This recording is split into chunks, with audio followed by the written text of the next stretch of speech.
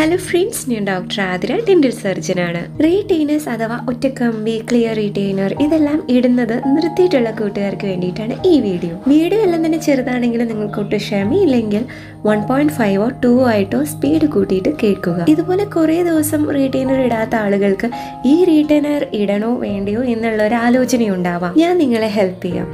നമ്മുടെ റീറ്റെയിനർ നമ്മൾ ഇടുന്ന സമയത്ത് 80% നമുക്ക് കയറുന്നുണ്ട്, കുറച്ച് പെയിൻ ഉണ്ട്, എന്നാലും ഒരുപാട് പെയിൻ ഇല്ല.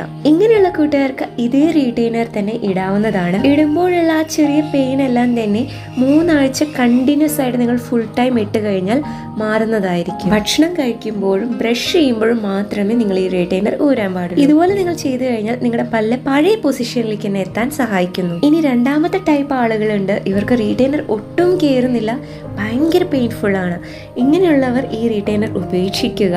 പുതിയൊരു റീറ്റെയിനർ നിങ്ങൾ ഡെന്റിസ്റ്റിന്റെ അടുത്ത് പോയിട്ട് നിർമ്മിക്കുക. കമ്പി ഊരുമ്പോൾ ഇടുന്നത് റിട്ടൻഷൻ റീറ്റെയിനർ ആണ്. ഇത് നമ്മുടെ പല്ലിനെ അതേ പൊസിഷനിൽ നിർത്താനാണ് സഹായിക്കുന്നത്. ഇപ്പോൾ ഓൾറെഡി നിങ്ങളുടെ പല്ലുകളെല്ലാം നീങ്ങിയിരിക്കുന്നു.